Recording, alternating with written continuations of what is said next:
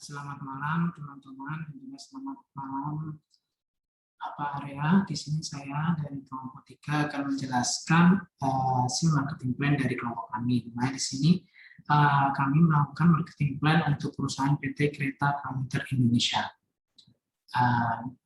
Yang pertama-tama saya akan menjelaskan business description dari perusahaan yang akan kami berikan marketing plan. Pertama, profil perusahaan. Jadi PT Komuter Kereta Komuter Indonesia itu yang pertama pada tahun 2008 didirikan dengan nama PT KCJ atau Kereta Api Komuter Jabodetabek. Kemudian pada tahun 2017 PT KCJ berubah menjadi Kereta Komuter Indonesia. Kemudian pada tahun 2020 PT KCI diberikan mandat oleh pusat untuk melayani pelayanan kereta api lokal untuk Daup 1 Jakarta dan juga Daup 6 Yogyakarta. Visi dari PT KCI adalah mewujudkan jasa angkutan kereta komuter sebagai pilihan utama dan yang terbaik. Misi menyelenggarakan jasa angkutan kereta komuter yang mengutamakan keselamatan, pelayanan, kenyamanan, dan ketepatan waktu, serta perluasan lingkungan. Nah, sebenarnya adalah produk pelayanan. Jadi PT KCI ini adalah perusahaan pelayanan jasa angkutan kereta api komuter dengan menggunakan sarana kereta rel listrik. Selain itu juga memberikan pelayanan untuk bidang usaha angkutan penumpang seperti angkutan barang. Nah, selanjutnya akan dijelaskan oleh teman saya, Mas Budi.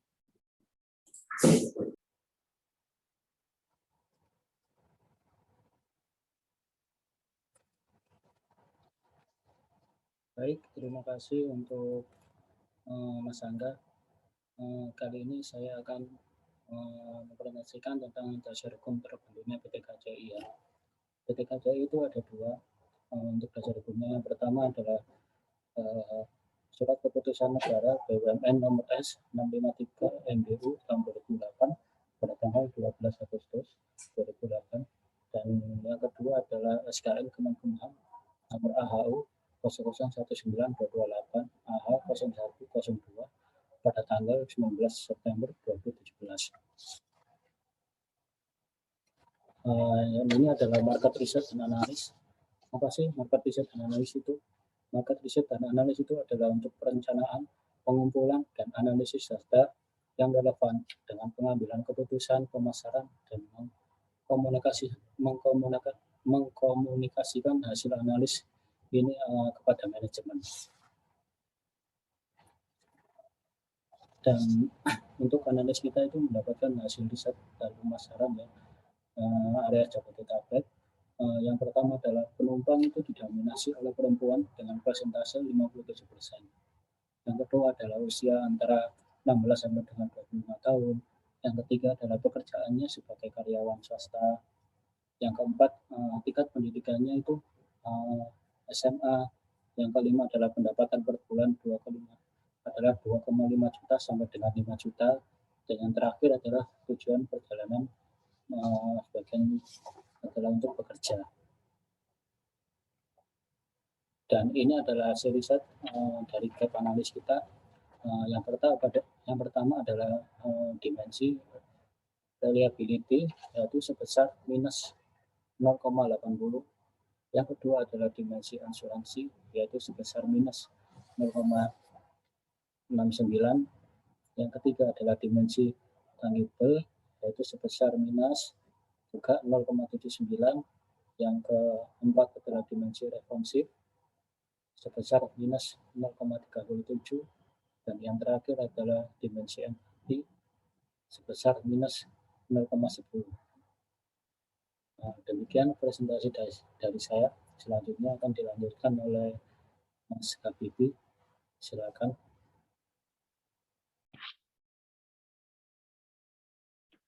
Untuk berikutnya adalah pricing analysis.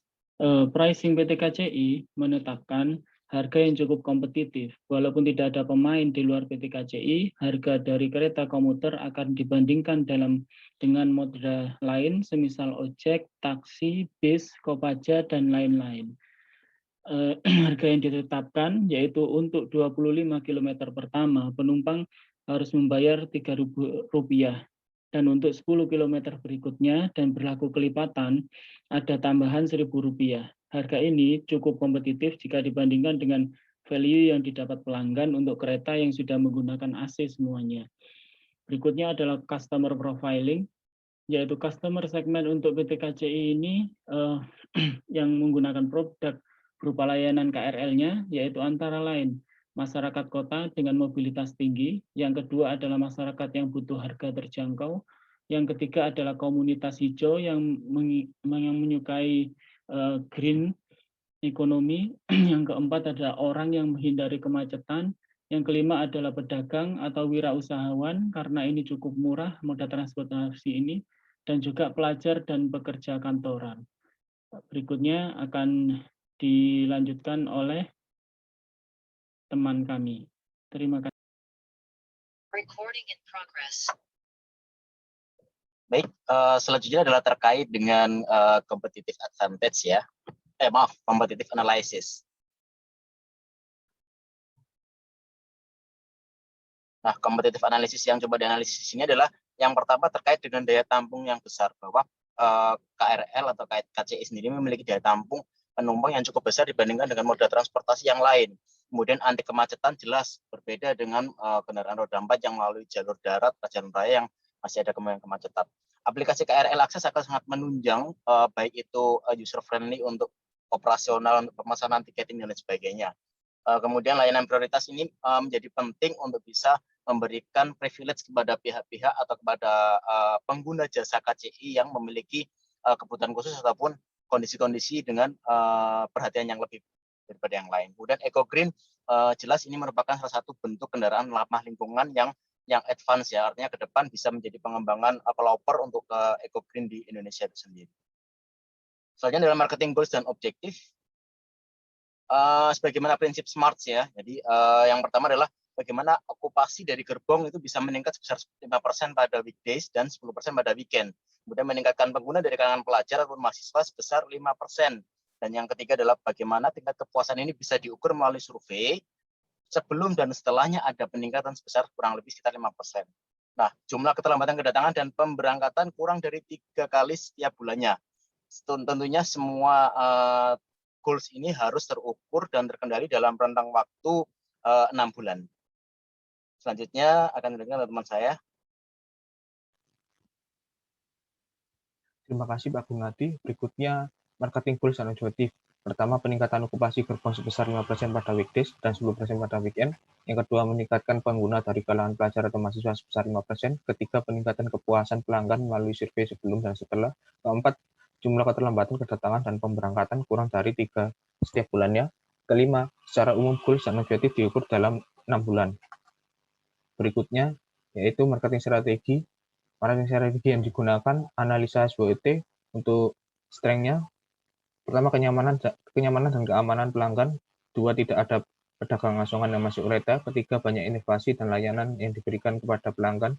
Keempat, dapat memberikan masukan, saran, maupun kritik yang transparan kepada perusahaan. Kelima, harga yang relatif terjangkau. Untuk kelemahannya, pertama, keterbatasan rel sehingga kadang lebih sering mengalah. Kedua, keterbatasan rangkaian kereta sehingga sering terjadi over penumpang. Ketiga, sering terjadi keterlambatan waktu. Untuk peluangnya membangun tambahan rel untuk meminimalisir keterlambatan waktu. Kedua, menyediakan kereta yang lebih cepat dan tepat waktu pada pelanggan. Untuk ancamannya itu penumpang akan meninggalkan layanan perusahaan apabila terjadi sering keterlambatan. Berikutnya akan dijelaskan oleh Mas Irsa. Ya, terima kasih Mas Isam. Selanjutnya yaitu marketing method yang digunakan oleh perusahaan.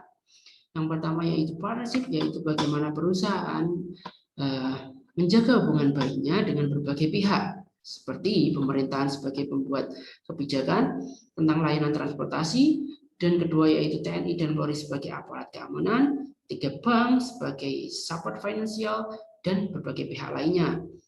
Selanjutnya yaitu channel, bagaimana perusahaan mengelola sumber dayanya untuk menyampaikan informasi terkait perusahaan dengan menggunakan media sosial, dengan menggunakan koran, poster, atau TV lokal, dan berbagai media lainnya.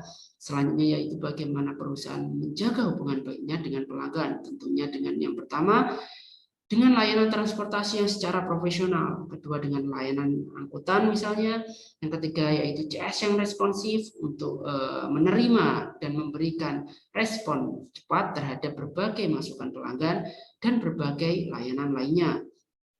Semua itu harus diedukasi secara berkala dengan berbagai channel-channel yang dimiliki oleh perusahaan tadi, yaitu seperti memberikan tutorial-tutorial seperti penggunaan vending machine, seperti bagaimana tata cara digital payment, dan sebagainya.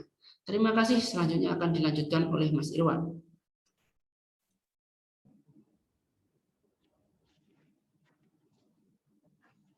Selanjutnya saya akan melanjutkan penjelasan untuk marketing yang diberikan. Jadi salah satu grupnya juga bisa dengan promosi kenyamanan. Kalau kita lihat di video ini, dia kayak pelukis ini menggambar wajah seorang passenger lainnya di dalam kereta tersebut. Ini menunjukkan bagaimana nyamannya kita di kereta ini.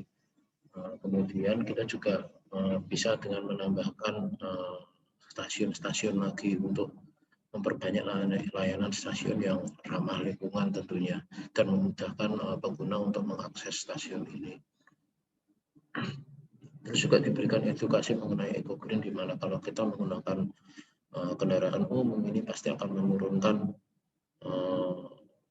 emisi gas buang yang nantinya juga akan menyebabkan global warming, dan tentunya dengan mengenai kendaraan umum ini akan mendukung salah satunya hidup ramah lingkungan. Nah, kemudian juga ada salah satu tekniknya yaitu dengan promosi snack stay, di mana di hari-hari tertentu akan dibagikan snack gratis untuk menyenangkan tentunya customer yang loyal kepada kita. Nah, mungkin bisa dilanjutkan. Terima kasih.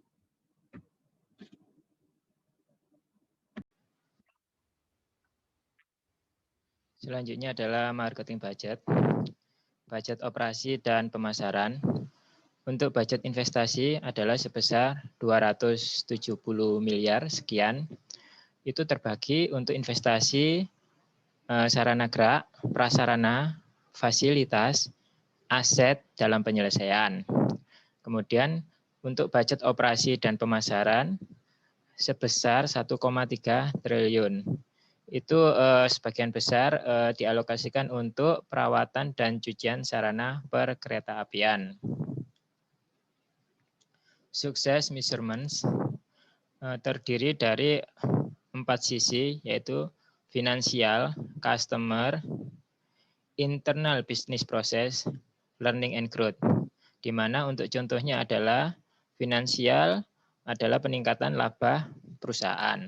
Sedangkan untuk customer meningkatnya kepuasan pelanggan. Internal business process adalah ketepatan waktu perjalanan kereta api. Sedangkan untuk contoh learning and growth-nya adalah meningkatnya produktivitas dan kesejahteraan pegawainya. Sekian, terima kasih.